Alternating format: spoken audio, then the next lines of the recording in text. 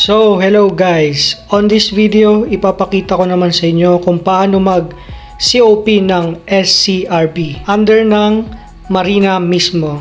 Take note ito yung dating PSCRB. First step natin, click natin si Google Chrome at i-search natin dito si Marina mismo para mapunta tayo sa homepage ni Marina mismo. At pag nasa Marina mismo na, i-login lang natin ng email at password natin para pumunta sa pinaka main menu ng account natin. And after nyan, click lang natin yung select transaction, which is yung kulay green sa may taas ng screen. So kung makikita nyo, may 4 na menu sa taas, which is examination, Marina Professional License ID, certification, at saka legal clearance. So syempre pipiliin natin dyan yung certification at sa ilalim ng regular, click natin yung issue once. Then click na natin dyan yung select class. So under ng select class, click natin COP. Yan. Piliin lang natin yung COP. Then after that, click natin yung select function. At hahanapin natin dito ngayon yung SCRB. Take note hindi na siya PCRB. SCRB na siya ngayon. So usually, letter S nasa dulo. Hanapin lang natin siya. And after that, pwede na natin siyang iselect. So guys, pwede mo rin pala siyang i-type. Pag hindi mo siya mahanap, type mo lang SCRB. Then, lalabas na kagad yun. Tapos, i-tick na natin yung I hereby declare sa baba. Yung may check. Then, proceed. Then, punta tayo sa camera natin. Yung mga certificate natin, kailangan natin yan picturean. Make sure natin na lalabas yung text. Kung makikita nyo may text, then picturean natin yan. Ganyan ang mangyayari. Maging PDF style siya. Pero pag pinicturean kasi natin yan, maging lagpas 1 MB yan. Kailangan natin less than 1 MB, which is mga kilobytes lang. So, ganyan magiging itsura niya. PDF style na siya, no? So, tingnan natin yung details. Ayan, 6.4 MB. Ang tanong, paano natin i-resize yan para maging kilobyte? Madali lang yan. I-send lang natin yan sa Messenger. Yan, pagdating natin sa Messenger, hanapin lang natin yung pinictura natin kanina, select. Yan, after nyan, i-download natin yan, no? Use data. Yan, tapos, yun na, download natin. Yan, pag na-save na yung image, punta naman tayo ngayon sa gallery or photo natin.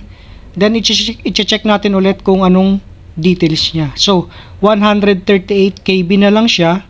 Yan, pwede na natin yan i-upload sa mismo account natin. At pag na-open na natin yung Marina mismo natin, punta tayo sa under documents, click upload documents.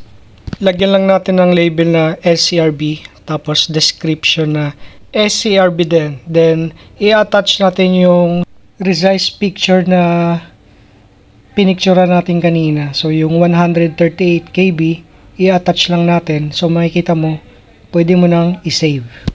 Pag okay na, punta ka na sa application at i-view details mo na yung sa SCRB mo. Then, makikita mo na dito yung mga requirements. So, kung wala ka pa ng mga requirements, gawin mo lang yung ginawa ko kanina. Picturean mo lahat yon. So, ano nga ba yung mga requirements?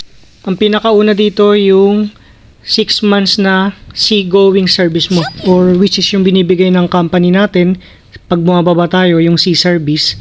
Take note kailangan yung lahat ng sea service na yan naka-upload sa Marina natin, which is ang company natin yung magta-type niyan, no, sa Marina mismo natin. So, pipicturean din natin yan. So, next, kailangan mo rin ng kahit anong ID dyan sa nakalagay dyan.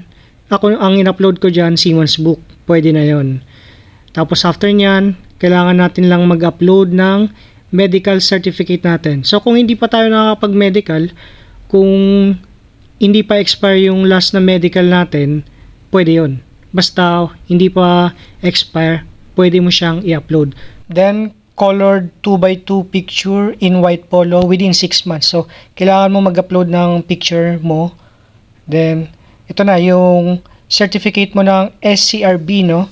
Kailangan mo siyang i-upload yung pinakita natin kanina. Same lang yung process para madali mo siyang ma-upload. At yung panghuli, kailangan natin i-upload yung first page ng Siemens book natin at yung mga tatak ng Siemens book natin na nakabase doon sa C-service na in-upload natin nung una.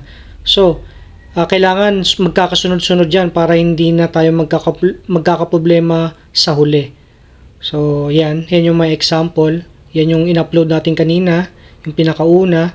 Tapos, sa pinakahuli, upload lang natin yung first page ng Siemens book natin. Kasama na din yung mga tatak ng Siemens book na nakabase doon sa C-service.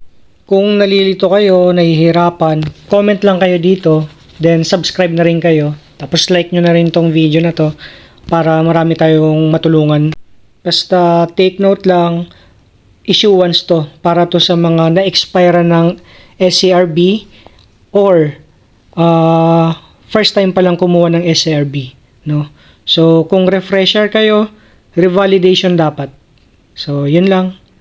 And out.